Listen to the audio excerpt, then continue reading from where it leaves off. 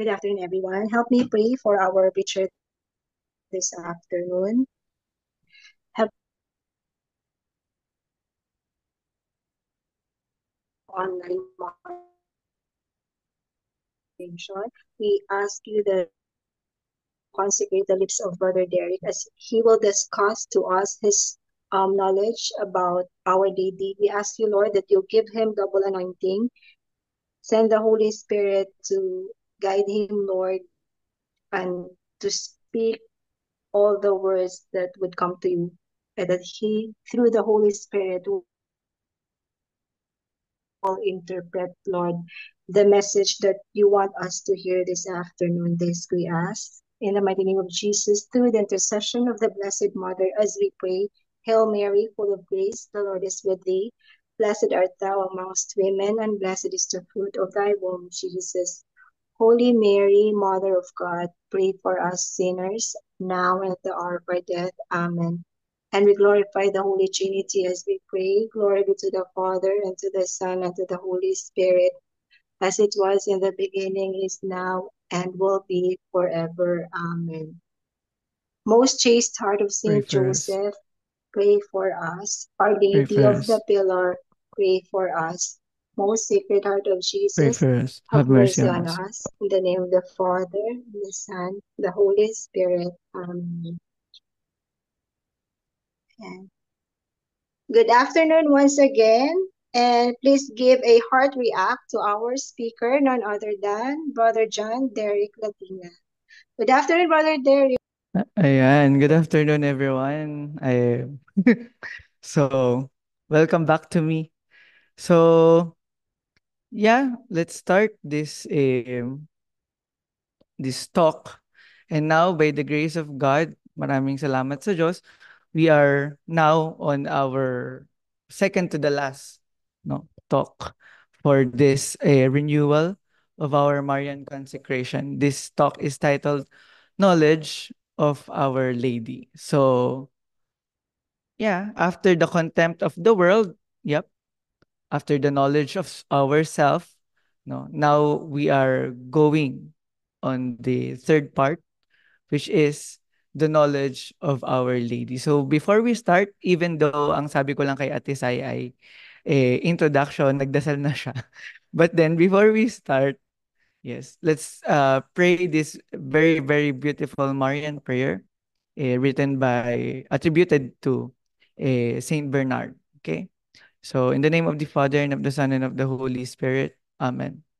Remember, O most gracious Virgin Mary, that never was it known that anyone who fled to your protection, implored thy help, or sought thy intercession was left unaided. Inspired by this confidence, I fly unto thee, O Virgin of Virgins, my mother. To thee do I come, before thee I stand sinful and sorrowful.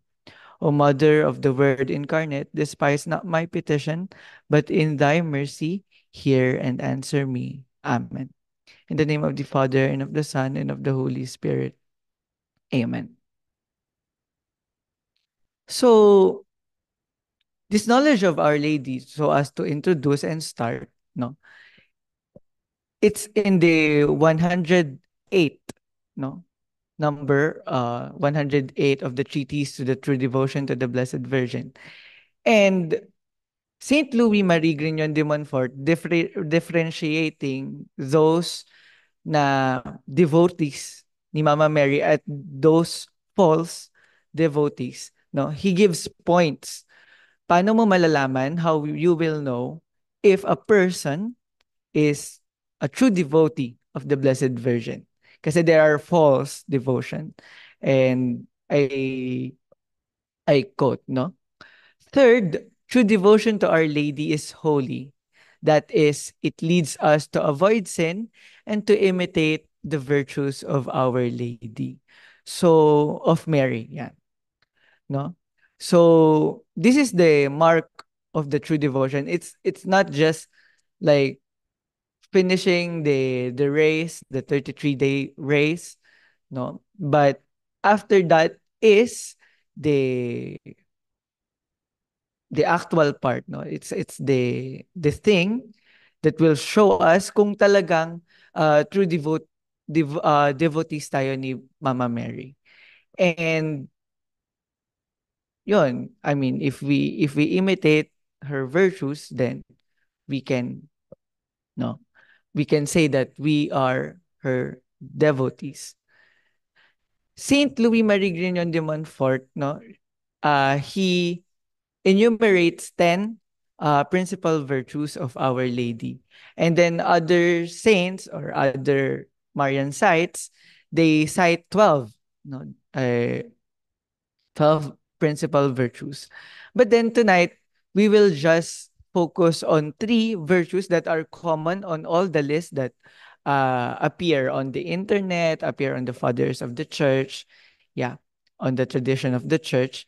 But sasabihin ko na 'to, ngayon pa lang that I'm not gonna make an exhaustive treatise, 'no, a Mariological treatise on the Blessed Virgin Mary kasi our devotion to Our Lady is a relationship, and no one can exhaust, not even the popes, not even the greatest saints, no, what the Blessed Virgin Mary could mean to each one of us, how personally she is for each one of the faithful. So imagine how many Catholics, faithful Catholics, are there in the world.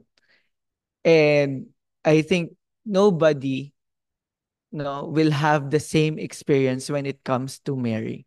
That's why Saint Bernard, no, in contemplation of this, no, he will say, De Maria numquam satis. Of Mary, there's nothing enough. No, we cannot say enough of Mary. De Maria numquam satis. That's why also the popes, they will always say no one can own a monopoly, no, when it comes to the devotion to the Blessed Virgin Mary. Kasi everyone can have their own expression, no, and these expressions will always be legitimate as long as it is in line with our faith, with the tradition of the church, with the teaching of the magisterium and the holy scriptures. No. Apart from that, it's always no worthy of doubting. So let's start. I'm gonna focus only on three virtues and the implication of these virtues on our life. So while making this talk, I'm thinking, okay, on this 10, on this 12 principal virtues, which virtues, no, of the Blessed Virgin Mary can help both lay and religious persons, no, na makarelate, no, sa virtues ni Mama Mary, which of these virtues can help both, no, the religious and the lay person to live this devotion, no, to understand the effects of this devotion. So number one, yeah, number one is full of grace. The Blessed Virgin Mary is full of grace. We always pray the Hail Mary, no, and we always say full of grace, Mary is full of grace. But because of the repetition, and this is true, no? Because of the repetition, sometimes, no, hindi ko naman nila lahat, sometimes it slips na lang, no? Kasi very common, yeah, Mary is full of grace. But if we really try to go deeper, what it means for Mary to be full of grace and what it means for us that she is full of grace, napakaraming bagay na pwedeng sabihin, no? Napakaraming bagay na pwedeng sabihin. Doon pa lang sa original word na sinabi ni Archangel Gabriel to the Blessed Mother, no, ay napakamalaman na po, no. It's full of meaning. In Luke chapter 1 verse 28, kung saan makikita po natin yung annunciation of the Blessed Virgin, to the Blessed Virgin, sorry. Eh, the original Greek is keharitomene, no? And then, translate sa Latin, it was Saint Jerome translated it as gratia plena, no, full of grace. Kasi, okay, later i-explain natin kung ano yung keharitomene. no? And bakit napaka-inadequate in some sense nung translation na ginawa ni Saint Jerome. And this inadequacy, hindi siya mark ng kakulangan actually. It's a mark of the marvel that this mystery have, no? In Acts chapter 6 verse 8, the same term was used, no, to describe Saint Stephen, the first martyr, that Saint Stephen was full of grace. But then, in the original Greek, it's different. No, in English, it's the same. Stephen was full of grace. Then Angel Gabriel told Mary, um, "Hail Mary, full of grace." In English, it's the same, but in Greek, it's not, and it says a lot about it. In Acts chapter 6, verse 8, Saint Luke uses the word pleres charitos. Yeah. And this is full of grace, no? Um, translated in English, really. But ke haritomene, no, is a past perfect tense, no? Which means you have been full of grace. Like Mama Mary is already full of grace even before the Annunciation. So, unlike Saint John the Baptist, no, and all the holy patriarchs, they are sanctified after they are conceived, no.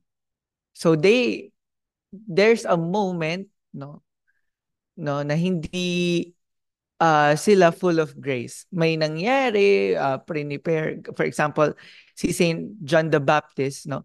He was not full of grace. He is not yet sanctified until the Blessed Mother came to their home, no? But the Blessed Virgin Mary, even before, no, the Annunciation, she is already full of grace. And if you notice, no, kung babalikan niyo po yung original Greek, kung nakakabasa kayo ng Greek or yung original, yung Latin Vulgate, and even yung English, no, yung some good translations, Angel Gabriel will not call Mary Mary. No, she will call her full of grace. So it means in the eyes of God the Father, in the eyes of the Holy Trinity, this is the name of Mary. She's full of grace. Now, punta tayo dun sa implication. Let's go to the implication of this sa ating mga buhay. No? What is grace and why it is so important? Okay. Okay, if somebody will open the mic and tell me what is grace and why it is so important, I will congratulate you. It means that you really know what we are here for. I mean, what are the things what are these things about, no? Because all these things na ginagawa natin, this consecration to Mary, no, to go to the Holy Mass, is for us to gain grace, to have grace. No, but what is it? Okay, let's go to the Catechism of the Catholic Church. Grace is a favor, no, is a favor, the free and undeserved help that God gives us, sorry po, to respond to His call to become children of God, adopted sons, partakers of the divine nature and of eternal life. So with this, no, no, in simple Tagalog, grasya or grace is yung help na binibigay sa atin ng Diyos so that we can become children of God, because we are not children of God, we are children of men, no? And in order for us to be children of God, we have to be gods in some sense, no? That's why we are adopted sons. We are partakers of the divine nature. Partakers, we participate the divine nature kasi no one of us have the divine nature. All of us have human nature, no? And for us to have this divine nature, we have to undergo baptism, through which we become children of God. Kaya nga, napakahalaga po kung kayo ay may mga friends, no, na may baby. And then, nag-iintay pa sila na makaipon ng maraming pera para bumongga yung handa, ganito, ganyan. Which is, totoo, na-witness ko just this last week, no. Pumunta ako sa bahay ng mga nanay or mga parents ng mga bata na already 10 years old, 12 years old, hindi pa sila baptized. And then, nung ini-interview ko, ay, bakit po? Ano pong nangyari? And then, they will always say, walang pera, wala kaming panghanda, nahihiya kami. But, sabi ko sa kanila, yung pagkain na ihahanda nyo po, mawawala din yun sa katawan ng kakain. Pero yung grasya na ipinagkakait nyo sa anak ninyo, hindi yun mabubura sa kanya. No? Siya ay magiging anak ng Diyos magpakailanman hanggang sa ipikit niya yung kanyang mata. Siya ay anak ng Diyos. No? Kaya napakahalaga ng binyag kasi doon tayo nagiging anak ng Diyos. No? But the Blessed Virgin Mary, no, is full of grace. No? She is the beloved daughter of the Eternal Father. No? From the moment na nag-exist si Mama Mary, she is already the daughter of the Eternal Father, the faithful daughter of the Eternal Father. And by the power of the Holy Spirit, her spouse, no, she became the Blessed Mother of the Son of God. And this full of grace, being full of grace, no, will assure us that Mary is most pure. No? Because sanctity implies purity and firmness according to Saint Thomas Aquinas, no? And then we go to his text, no? For purity is necessary kasi kung makikita niyo po yung equation, no? If you have grace, you are sanctified, no? And if you're sanctified, it means or it implies that you are pure and you are firm. So if Mama Mary, simple logic, if Mama Mary is full of grace, then she is most pure. No? She is most pure. And St. Thomas says, for purity is necessary in order that the mind be applied to God. Now, in order for the mind to be united to the Supreme Being, it must be withdrawn from inferior things. And hence, it is that without purity, the mind cannot be applied to God. Again, firmness is required for the mind to be applied to God, for it is applied to Him as last end and first beginning, and such things must needs be most immovable. So see God as the object of our love and devotion, no? He's immovable. And with this grace, no, we can put our movable minds, our movable hearts, no, immovably to God. And with this being said, no, the Blessed Virgin Mary, full of grace, no, can help us and always wants to help us, no, to be withdrawn from inferior things so as to apply, no, our mind to God. Please remember yung natutunan natin dun sa first talk, dun sa contempt of the world, no? Hindi masama ang mundo, no? Pero nagiging masama ang mundo kapag nagiging yun na yung final end natin. And Mama Mary being full of grace, communicating grace, no, to all the people, because God will always communicate His grace through her, no, and in this way until eternity, no. Mama Mary is communicating to us grace, and always if we ask her, no. So as hindi natin maalis yung ating attention kay God. So as mak, ma, mapanatili natin yung ating mga isip sa Diyos. Kasi yun nga, we're always in this world, no? Always in contact with inferior things, and always, no, nandun yung tendency na lagi tayong ma-distract. So with this being in mind, no, with this little knowledge of Our Lady, Mary is full of grace. Whenever na nadidistract tayo sa material things, nadidistract tayo sa temporal affairs, nagkakaroon tayo ng temporal considerations. No? Knowing Mary as full of grace, we can always ask her, Mary, give me your grace. No? Share me your fullness of grace so that I will not be distracted by these inferior things. And instead of being distracted, show me the way, no? Kung paano ko magagamit itong mga temporal things, yung temporal situation ko for the glory of God. And nakakatuwa kasi habang inaalala ko, ginagawa ko po itong talk na ito, naalala ko yung isang sister nung kami ay nasa Caloocan doing the Holy Mission. The sister is teaching the kids, no, about the Blessed Virgin Mary. She's teaching them the prayer of the Hail Mary. And then she said to the children, Aba, Ginoong Maria, napupuno ka ng grasya. So, yung ibig sabihin, si Mama Mary punong-puno ng grasya, you have to always, sabi nung sister, lagi kayong pumunta kay Mama Mary.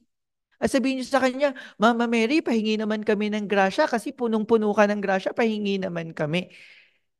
And me hearing that, no, tumatak siya sa isip ko na parang, yeah, no, she's very, very full of grace.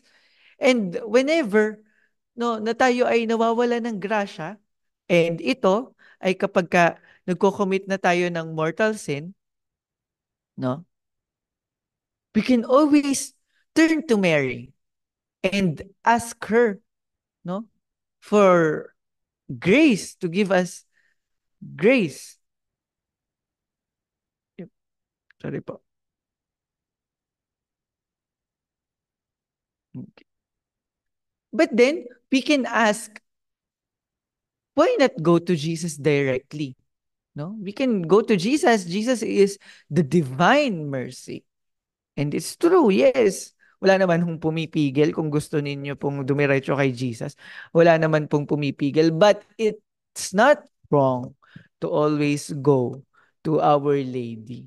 Why? Kasi yun yung laging um, panuntunan yata sa buhay ng lahat ng protestante. No?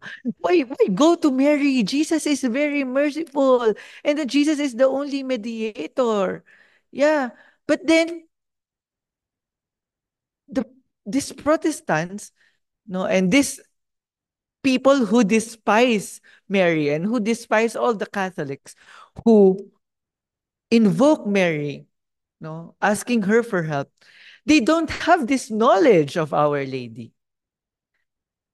no, and then they don't have the knowledge of the very truth na kapag ka tayo po ay nagkakasala, we spat, we slap Jesus in front of his face.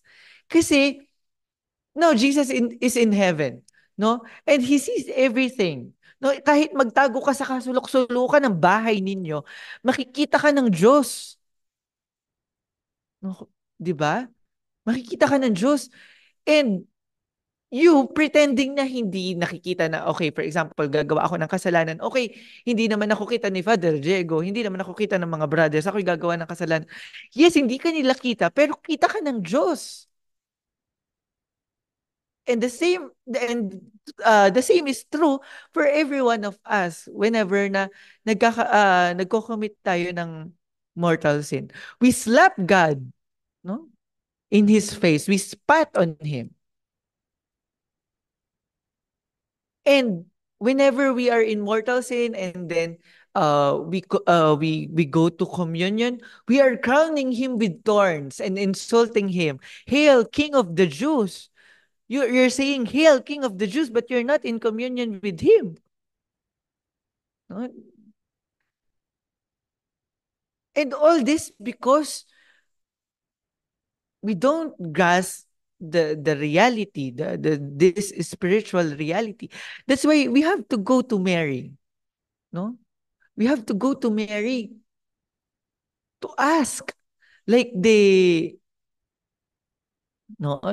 servants in the wedding of Cana to ask her. Yeah, because we're not worthy. After sinning, we are not worthy to be in the presence of Jesus. Yes, he's a merciful savior and he will always forgive us as long as we have true repentance, but he loves us more, no? He loves us even if we are sinners, and this is what the scripture says, no? He died for us even we are sinners, no? But he loves us more when we go to the Blessed Mother, no? That in order to please him, we go to his Blessed Mother. No? That's why, kahit nakapagdasal na si Ate Sai, no? Nagdasal pa rin ako ng memorare. Kasi, I want you to see this very beautiful line, no? Never was it known that anyone who fled to thy protection, implored thy help, or sought thine intercession was left unaided. No. Never was it known that anyone, sinners and saints alike. Kasi if only saints, sana nilagay dito ni Saint Bernard, no? No. Never was it known that the saints who fled to thy protection, no? Saint Bernard says anyone. So it means even sinners. And the Blessed Virgin Mary, no, would love it, no, because that is her God-given mission. That's why in the Hail Mary we always say, "Pray for us sinners." Yeah,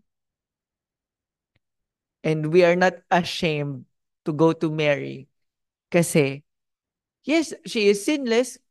Talagang dapat mahiya tayo. Saint Maximilian Kolbe says we are not even worthy of looking at her because she's very pure. But she looks at us, no, and loves us with a motherly love, no. And she loves sinners who go to her so as she can mediate uh, between that sinner and Jesus. That this is her God-given mission. No? So she will always do this. And Mary, being full of grace, is always also the most humble. No? Mary says, no, my soul magnifies the Lord. No? For he has done great things for me. Holy is his name. And this knowledge of Mary being full of grace also teach us na everything that we have, even that being state in the state of grace, salamat sa Diyos. No, kung tayo ay nasa state of grace, is a gift from God. Yun nga yung ano, 'di ba? Yung definition ng CCC. No? It's an undeserved gift. That's why Mary, being full of grace, she is also the most humble one. Kasi she realized that I don't deserve this. No? Our professor in Mariology, Father Latancio, he will always joke with us. No? He will say, the Blessed Mother does not pray the rosary when she was in the bosom of Saint Anne. She was totally incapable of meriting everything, anything, even one single merit. She's incapable. But because of God's loving plan, of his personal love to the Blessed Virgin Mary, of this very big task that she will entrust to her, no, he made her full of grace. No. And looking at her in this beautiful picture, no, she's always having her eyes upwards, as if she's telling us, no, look there, upwards, not to me. If I'm so beautiful, if I am so gracious, it is because of him who has done great things for me. And this knowledge of the Blessed Virgin Mary as full of grace should and sana always move us, no? That we never um we feel God's presence, we are, you know, helping other people, we have a lot of temporal and spiritual graces to help other people, no, practicing mercy, no, corporal and spiritual works of mercy. And people will tell, oh, thank you po, thank you, thank you, thank you, thank you, thank you, napakabuti mo, it always, okay, tama naman, and dapat kang pasalamatan. For example, yung bata na tinulungan ko, for example, na abutin yung faucet kasi maliit siya, and nagsabi siya sa akin, thank you, brother. No? Is that also to correct him? No, don't thank me kasi ako naman ay instrument lamang. It's true. It's true, but you being a faithful instrument, a free instrument, yes, you can be also thanked. No? That's why we thank the Blessed Virgin Mary, even though she's an instrument. No? Thank you, Mama Mary. Why? Because she has the freedom, full, very, very full of freedom. No, to give you graces or not to give you graces. Pag bad girl ka or bad boy. Di ba? But she gives you graces, and to sinners more graces so that they can convert to God. More opportunities so that they can convert to God. No? But what the Blessed Virgin Mary is teaching us, okay, you appreciate the things of the people because you're, but always at the end of the day, no, before you sleep, Mama Mary, being full of grace, is teaching us, thank the Lord. Lord, thank you for using me as an instrument because I am weak. My freedom is weak. I am always inclined to the other side to do evil. But thank you for the grace. No, thank you for making me an instrument. Actually, this is what Saint Maximilian Kolbe is always asking to Mary, no? And this is very, very detailed in the 33 days to morning glory, no? This 33 days to morning glory of Father Michael Gately is a very, very theological, very, very, very deep, no?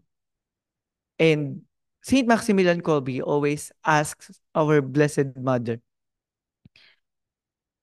make me an instrument, no, to your immaculate heart, immaculate hands. Sorry, make me an instrument of your immaculate hands, no. Kasi as free instruments, no, meron din tayong cooperation, so to say. No, we should not cancel that, no. But we should always thank the Lord because that cooperation will not be possible. No, no, can be tainted of self-love. Will not be possible, no, without the help of God's grace. Secondly, the Blessed Virgin Mary is most merciful. No, and we can see this, no, in sorry po, excuse in the visitation of Our Lady to Saint Elizabeth. In those days, Mary arose and went with haste into the hill country to a city of Judah, and she entered the house of Zechariah and greeted Elizabeth. After the Annunciation, right after the Annunciation, si Mama Mary went in haste. No? So let's make that little connection. If we are having grace, no, mercy, being instrument of mercy will automatically come and should automatically come. No, this is what the Blessed Mother is teaching us. No, being full of grace, I should also be ready to share that grace. Kasi I just received that from God. No,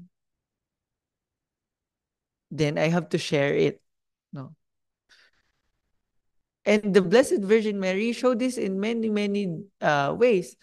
But kanina sabi ko, ay wala naman, yun lang yung parang pinaka-example ni Mama Mary. For me, kung may nakikita pa po kayong iba ay sabihin niyo po sa akin. Yun lang, naman yung parang parang actual, no, na act of mercy na ginawa ni Mama Mary, no, na corporal. And then yung sa Cana also. Pero kanina iniisip ko, aba, the Blessed Virgin Mary also prays for the living, for us, and for the dead. No, no. That the Blessed Virgin Mary was praying at the bedside of Saint Joseph when he was dying. No, another example, wala man siya sa gospel, but then, yes, the Blessed Virgin Mary was there. And all those saints na blessed ni God na makita yung scene na ito, no. That's why the painters depict it like this. And the saints will always say the Blessed Virgin Mary is at the bedside of Saint Joseph praying. And whenever we attend the dying, no, Mama Mary, no, is teaching us, yeah, it is one of the best works of mercy whenever we bury the dead, whenever we pray for the souls in purgatory.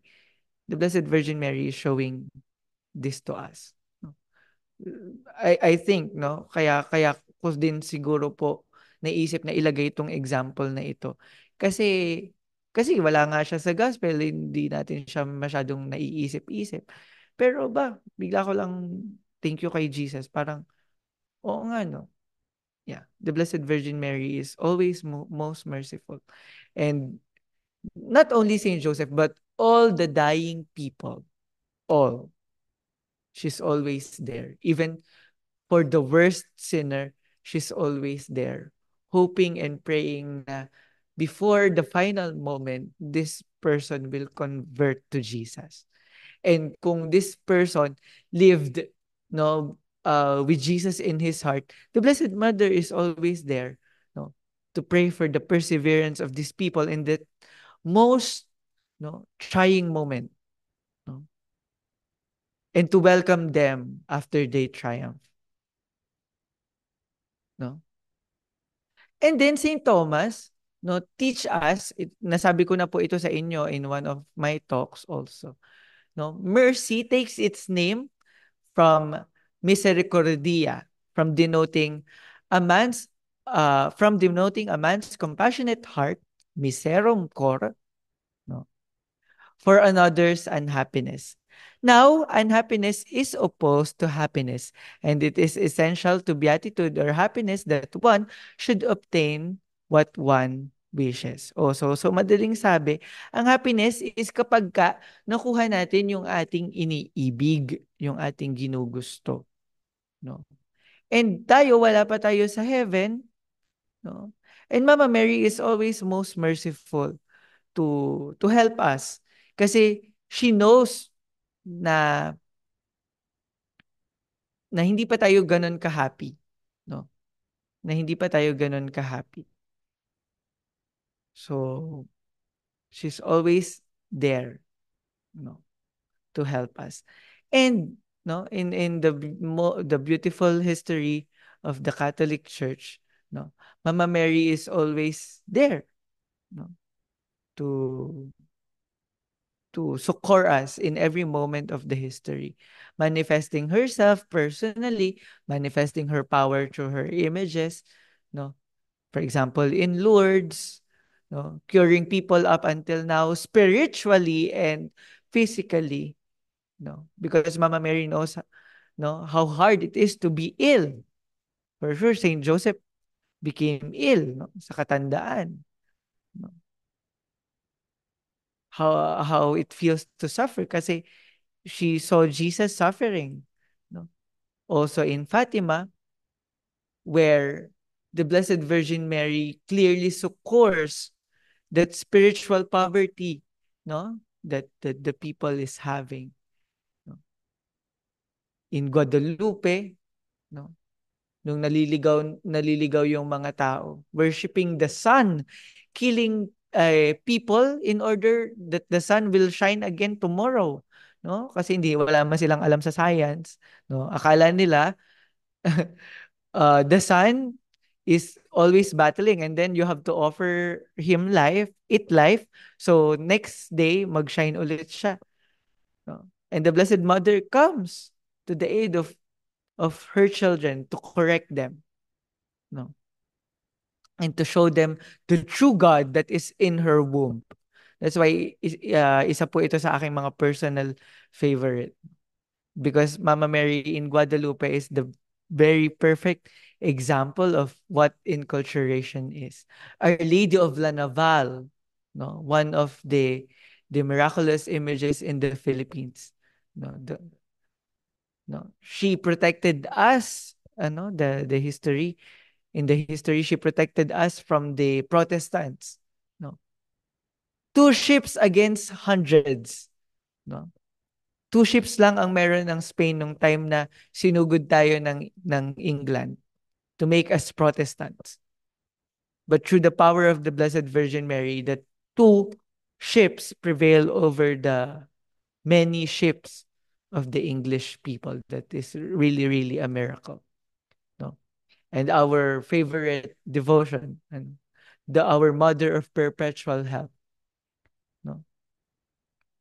And as Saint Thomas says, mercy, no, denotes, no, a man's merciful heart kasi nakikita niya yung suffering as her own. And we should always remember that no, not one day, 3 days, no, in the life of the Blessed Virgin Mary, Jesus was lost to her. No, nawala si Jesus. So even if she cannot commit sin, kaya hindi niya mararamdaman yung nararamdaman natin kapag nagko-commit ng mortal sin, kasi never naman siya nag-commit ng mortal sin, kahit ni venial sin, wala siyang na-commit. No? But, no, that lost of Jesus, yun yung nararamdaman natin deep inside, she felt that. And God, in her providential care, make her feel that to prepare her for the passion, yes, but also to prepare her to be a merciful mother to the sinners. No? Na laging naiwawala si Jesus sa kanilang mga puso. No? Whenever we commit mortal sin. No? She knows how it feels to lose a loved one. No? To lose Jesus, to lose Saint Joseph. No? Your most um like your most beloved treasure, how it feels whenever you lose someone you really really love. The Blessed Mother knows that. No? And because of that, she is more merciful. Kasi 'di ba, kapag nai-experience natin yung isang bagay na masama, tas sa awa ng Diyos na pagtagumpayan natin, mamaya makikita natin yung iba na nangyayari yun sa kanila. Mas malakas yung impulse, and then mas malakas yung mercy kasi alam mo kung paano maging ganun. For example, kung dati kang drug addict, 'di ba? Kung dati kang drug addict, tapos nakasurvive ka sa awa ng Diyos, pag nakakakita ka ng drug addict, iba yung tingin mo sa kanila eh. Hindi hindi ka magagalit dun sa drug addict kasi awa yung nararamdaman mo. Kasi parang sayang kung nakikita lang niya yung nakikita mo. And then it will move you to pray for him. Sana makita niya kung ano yung nakita ko. Lord, grant him the grace. No? Kaya nga, for example, pagka nakakita tayo ng sinners or nakakakilala tayo ng sinners, tas hindi ko po sinasabing hindi ako sinner or hindi tayo sinner. Sinner din tayo, pero pag nandun tayo sa second point of view, nakakakita tayo ng mga tao na nakakakommit po ng sin, pag hindi tayo nakakaramdam ng mercy, tapos parang, ay, naku, ay mga iyan, ay ganito, ganyan. Buti na lang ay tayo member ng Sacred Heart at tayo ay hindi nagko-commit ng mga ganyan, ganyan. Sorry for the word, but I think it's not true devotion. Kasi it's the same words na lumabas doon sa bibig ng Pharisee. Sabi niya, thank you, Jesus, kasi hindi ako kagaya nito. Hindi ako kagaya netong tax collector na to na nandadaya sa buwis. It's the same words.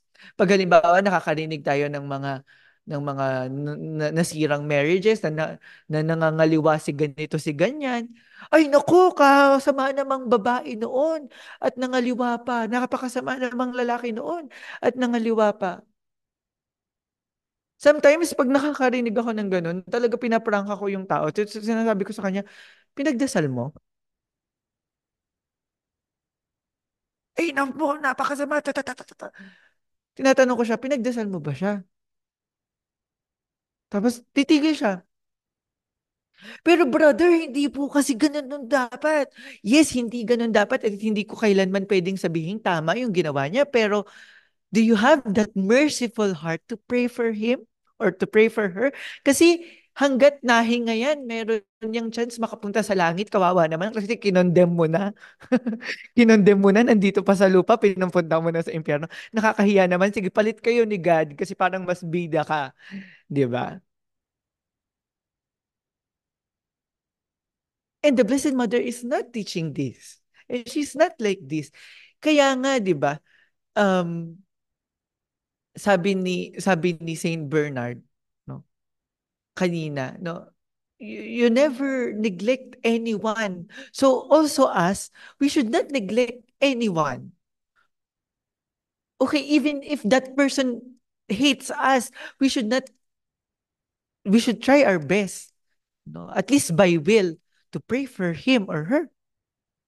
Saint Bonaventure says, great and peculiar is the privilege which Mary has with her son of obtaining by her prayers whatever she desires.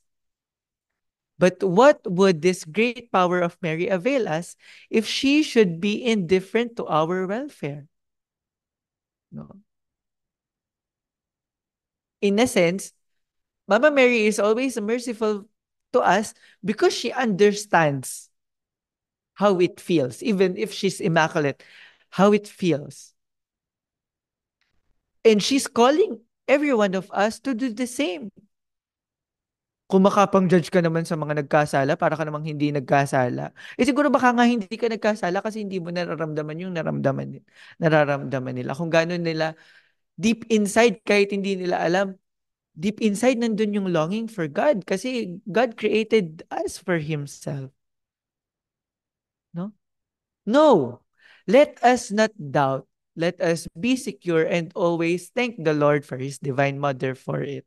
For as she is the most powerful of all saints with God, so she is the most loving advocate and most desirous of our welfare. So the greater the sinner, si kabet, no? Si magnanakaw, si sinungaling, si si anong tawag dito? Si greedy, ano bang Tagalog sa greedy? Si sakim, no? Sila yung may mas malaking puwang sa puso ng mahal na Birheng Maria. At sila din ang may malaking puwang, pinakamalaking puwang sa puso ng mahal na Poong Hesukristo, no, in the most sacred heart of Jesus. And as members, no, of this beautiful apostolate, we should have always the sinners in our heart. And lastly, the Blessed Virgin Mary, ay hindi ko pala nabago, number 1 pa rin. Number 3, no. Mary is the most patient. No? Aba naman, parang kahit yata hindi ko na po ituloy itong talk, we already know that, yeah, Mary is most patient. But let's try to go deeper. What is patient? No? Sabi ni Saint Thomas, the moral virtues safeguard the good of reason against the impulse of the passion. So yung mga moral virtues daw po natin, no? Ang ginagawa nila is tawag dito, parang sinesecure nila against our emotion, yung ating mga goods. Now, among the passion, sorrow is strong to hinder the good of reason. No? So, sa lahat daw ng passions, sa lahat ng emosyon, ang kalungkutan ang pinakamatindi, no? Na kaya nitong pawiin kung kahit na anumang kagandahan na meron ng isang bagay. For example, 'Pag halimbawa, sinabi natin, "Okay, magfa-fast ako for today." No, magfa-fast ako for today para sa perseverance and sanctification ni Brother Derek kasi matigas yung ulo ni Brother Derek. Tapos, nung sinabi mo magfa-fasting ka, biglang dumating yung nanay mo, may dalang masarap na pagkain from Kenny Rogers. Tapos merong ensaymada from Red Ribbon at saka Goldilocks. Tapos, ay, Diyos ko, nakakalungkot naman na nag-fasting ako. Tapos, sa sobrang laki ng sorrow mo na hindi mo makakain yun, minsan, ay sige, wag na nga lang, di na ako magfa-fasting, kakain na lang ako. So, ganun din. So, minsan sa laki ng sorrow natin, sa ginagawa natin, no, sa nararamdaman natin, minsan, no, nauunahan tayo ng emosyon sa madaling salita. No, lalo na pag sorrow yung pinag-uusapan. Pag malungkot tayo, kung ano-ano na yung lumalabas sa bibig natin, no, kung sino-sino na yung sinisisi natin. Yeah. Bakit? Kasi nawawalan tayo ng balance. So yun po yung sinasabi ni Saint Thomas, no? Hence, the necessity for a virtue to safeguard the good of reason against sorrow, lest reason give away to sorrow, and this patience does. So yung virtue of patience, siya yung nagpapatibay ng ating loob. Kung tayo ay pasensyoso, wala tayong pakailam kung kahit na anong sorrow yung dumating sa buhay natin. Kung pinanghawakan natin yung isang bagay na maganda, no, whatever happens, we will continue if we are patient. Kasi, bakit? Sabi nga ni Saint Alphonsus Ligori, since this earth is a place of merit, it is justly called, sorry, a valley of tears. For we are all placed here to suffer. Okay, si Saint Alphonsus na po ang nagsabi niyan. We are all placed here to suffer. So, napaka laki ng tendency na for the sake of comfort, makalimutan natin yung good na prinamis natin sa mga sarili natin. For example, the good of following Jesus. For we are all placed here to suffer and by patience to obtain for our souls eternal life. So, kailangan talaga natin ng patience. Paano naman natin hindi kakailanganin ng patience? The Lord says, it's a narrow gate. Pag wala kang pasensya, alam niyo po, nung ginagawa ko to, tapos nilagay ko tong quote na to, sabi ko, Diyos ko, Lord, maglagay nga lang po ng sinulid sa karayom, nauubusan na ako ng pasensya, makapunta pa kaya ng langit. If the, if the narrow gate, if the gate is narrow, makapunta pa kaya ako ng langit. Sa pagsusuot pa lang ng sinulid sa lahat na ng, nasabi mo na, kakaiyamot. Di ba? 'Di ba? Enter the narrow gate, for wide is the gate and broad is the road that leads to destruction, and many enter through it. But small is the gate and narrow the road that leads to life, and only a few find it. And congratulations sa inyong lahat kasi we find the gate already. And the gate is the most sacred heart of Jesus. But it's a narrow gate. No, it's a narrow gate. So we need a lot of patience. Yeah. And sabi pa nga ni Lord, di ba? A new command I give you. Love one another as I have loved you. So you must love one another. By this, everyone will know that you are my disciples if you love one another. So, let us love one another. Eh, paano ko mamahalin ang isang tao na ayaw sa akin? Na wala nang ginawa kundi ang talaga namang i-consume ang isang basket ng patience na meron ako. 'Di ba? And it's very hard to love, no, everyone. No? 'Di ba? It's very hard to forgive, lalo na kapag nasaktan tayo ng sobra-sobra. It's very hard to, ano bang English na magpalamang, no? To give way. No? Napakahirap mag-give way, lalo na kapag personal welfare natin yung pinag-uusapan. No? But then, this is what the Lord asks us. And it is not very easy to give ourselves to people. Because not all people is the same. Kung lahat ng tao kasing bait ni Ate Citadel, ayan, eh maganda sana ang mundo.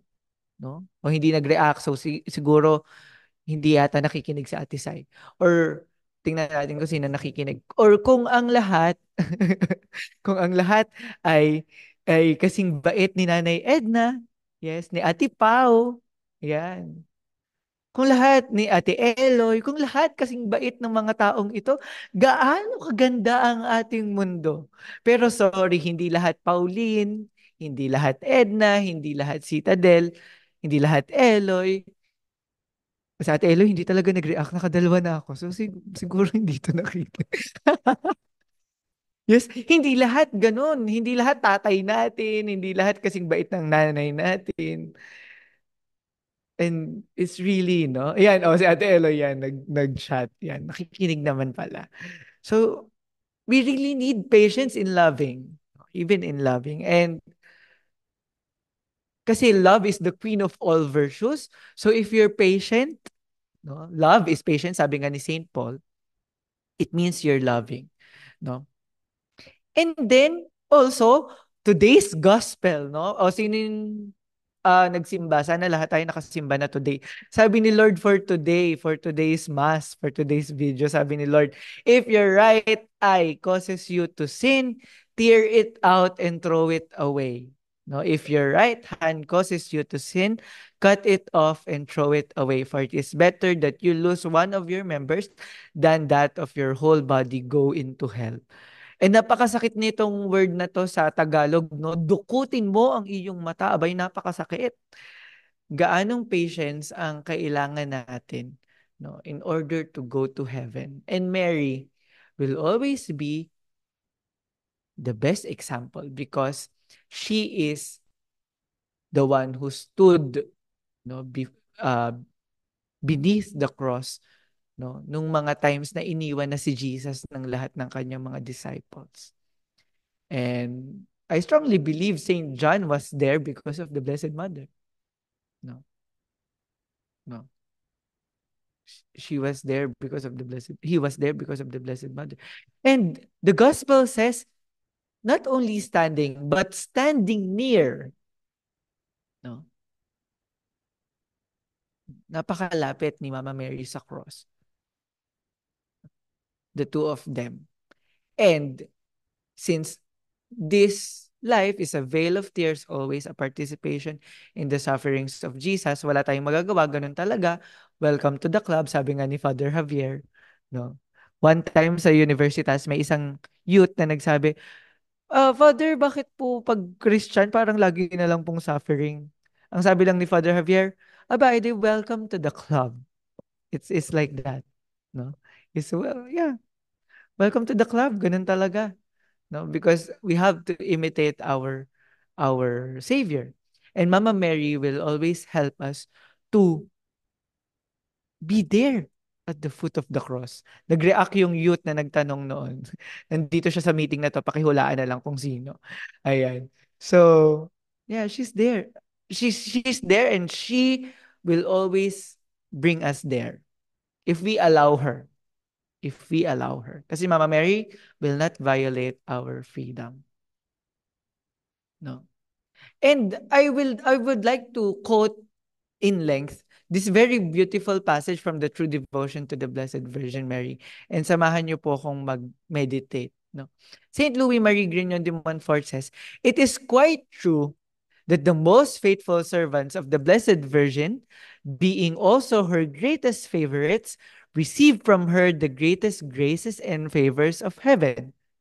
Wow! Which are crosses. So yun po yung graces na ino-obtain sa atin ni Mama Mary. Mama Mary, give me graces, give me graces. Okay, then she will give you crosses. Tapos mamaya magre-reklamo ka, o di ba? Hindi mo rin maintindihan eh. Siguro ano na si Mama Mary. Ha? Akala ko ba give me graces o pag binigyan ng cross, ay ang bigat.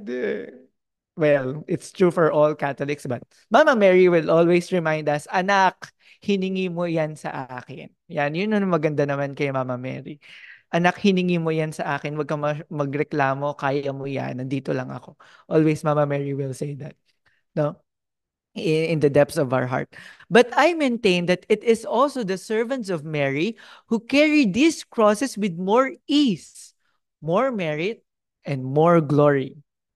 Because that good mother all full of grace and of the unction of the Holy Spirit, prepares her servants' crosses with so much maternal sweetness and pure love as to make them gladly acceptable, no matter how bitter they may be in themselves. And reading this, share ko lang, no, mai-share ko lang. Naalala ko, maybe 2 years ago, birthday yun ni Mama Mary. I was very, very happy from the morning. And then malapit na matapos yung araw, malapit na, nagsa-service na ako and then offer ko yung service ko kay Mama Mary. And then, napagalitan ako sa service, nasigawan ako. No? And then, talagang ako yung nanggigigil kasi parang, aba, talaga naman ako yung pinagalitan. Okay, gigil na gigil talaga ako. Yung isang brother, no, hindi ko na sasabihin, pari na siya ngayon. No? Tinurukan ko siya ng insulin. O so, yan, nagkaroon na kayo ng idea kung sino. And galit na galit talaga ako. Nagrereklamo ako sa kanya. Ang sabi niya sa akin, Derek, birthday ngayon ni Mama Mary. Hinihingan ka lang niya ng gift. I-offer mo na lang yan sa kanya. Tumahimik ka na lang dyan. Huwag ka na dyan magsalita. Huwag ka na dyan mag kung ano-ano. Hinihingan ka lang niya ng gift. And nung binabasa ko to kanina, sabi ko, ay, yun nga talaga yun. No? And sometimes, hindi natin maaalala. Minsan late na natin naalala. Nakapagreklamo na tayo, nakapagmura-mura na tayo. But always, Mama Mary will always be there. And then, sabi mo lang sa kanya, Mama Mary, I miss the cross today. Tapos sasabihin sa'yo ni Mama Mary, anak, huwag kang mag-alala, bukas meron ulit yan. Huwag kang mag-alala, madaming cross si Mother. Ilan ba gusto mo? So, huwag kayong mag-alala pag namimiss niyo yung mga graces, yung mga crosses. Bukas meron pa niyan. May unlimited supply si Mama Mary. So, huwag kayong mag-alala. Yes. And then, I mean, patapos na tayo, no? And to go back to that, eh, anong tawag dito? To that Bible verse, no? John chapter 19. Woman, behold your son. And then he said to the disciple, behold your mother. And from that hour, the disciple took her to his home. And Father Miguel, no, I know you know Father Miguel very well. He was teaching us the Gospels. No, he's our professor, and he says to us, brothers, look at this, because in this verse, the incarnation rehappens. No, it's like Jesus is addressing Mary the firstly, no, woman, behold your son. It's like Jesus is asking Mama Mary, do you accept this as your son? Woman, behold your son. And she can say, aba, ayoko. Kamakasalanan niyan. No, she can say like that. It's like Jesus is proposing another work for the Blessed Mother to be the mother of his disciples. Like the way the angel Gabriel, no, as the message of the eternal Father, the angel Gabriel proposed to the Blessed Mother to be the mother of God, no, whereas Mary can say yes or no, very, very free. That's why we should always thank her. At the same moment, nung ipapanganak na ang Holy Catholic Church, the Lord Jesus is asking the Blessed Mother, woman, behold your son. Do you accept, I mean implicitly, do you accept this disciple as your son? And then Mary interiorly said yes. That's why Jesus is telling the disciple, behold your mother. No? And beautifully, this moment repeats itself in every mass that we attend. Kapag ka itinataas na yung chalice, whereas sinisignify na natin at nandoon na mismo in a very mysterious way yung cross, Mary is at the foot of the cross with you, with me, with all of us. And in that moment, Jesus is re-asking her, woman, behold your son. And telling to every one of us, woman, my child, no, son, No, my child, behold your mother. And then in every mass, Mary is there. Okay, she's in Lourdes. She appeared in Lourdes. She appeared in Guadalupe. But she's always present in every mass. So every time na makikita niyo yung chalice na itinataas, we are in the fruit of the cross, mysteriously, in that very same moment. And Mary is there. And then we can say to Jesus, Lord Jesus, have mercy on me. But we can also address Mary. Yes, Mary, I accept you as my mother. Come to my home. Come to the abode of my heart. See, see how disordered my heart is. No. And then put order on it. Yes, Mary, I know you're here. Keep me in this place with you. No. And everything, yes, as Saint Marie Grignon de Montfort says, no, we will always have cross and things will not go well, no, always.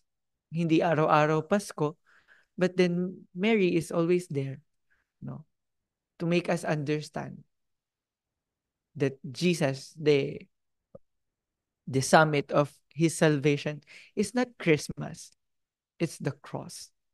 So you're here, I'm here with you, sabi nga ni Mama Mary, and she addresses maybe that same words to us, no, the words that she addressed to Juan Diego. What else do you need? Even if we are suffering at the foot of the cross, if we know that Mary is there, what else do you need? And actually, it's very beautiful kasi our founder, no, Father Carlos Miguel Vuela, always remind the fathers and always the fathers reminds us, kahit saan ka magpunta, kahit gaano kahirap, huwag ka susuko. Don't give up. As long as you have the tabernacle and an image of the Blessed Virgin Mary, you stay wherever you are because that is the place where God wants you to be. And with this same words of my founder, of our founder, the founder of the religious family of the Incarnate Word, I impart this also to you. Kung ano man po yung pinagdadaanan nyo ngayon sa buhay, no? Kung ano man yung challenges na kinakaharap nyo, yung pangungulila na kinakaharap ng ilan sa atin, no? This is the place, this is the moment where God wants us to be. Yung fears, yung anxieties, yes, nandoon. This is the place, this is the moment God wants us to be. And if we are with Mary, we have nothing to fear because with Mary, we are sure that we are in the foot of the cross. No? Until that final moment that with her, no, we will also receive our crowns. Hopefully, each one in this meeting, yung mga tao na manonood nitong recording, no? Yung mga tao na i-share nyo yung natutunan nyo ngayong gabi, no? Hopefully, and me, ipagdasal nyo po ako ng kay naman, napakatigas po ng aking ulo. Hopefully, we all be crowned with our Blessed Mother. Hopefully. And with this, we finish. No? And let's pray this beautiful prayer, Alma Redemptoris Mater. In the name of the Father, and of the Son, and of the Holy Spirit. Amen. O loving Mother of our Redeemer, Gate of heaven, Star of the sea, hasten to aid thy fallen people who strive to rise once more. Thou who brought forth thy holy Creator, all creation wondering, yet remains ever virgin, taking from Gabriel's lips that joyful hail, be merciful to us, sinners. Amen. Saint Joseph, most chaste guardian of the Virgin, pray for us. In the name of the Father, and of the Son, and of the Holy Spirit. Amen.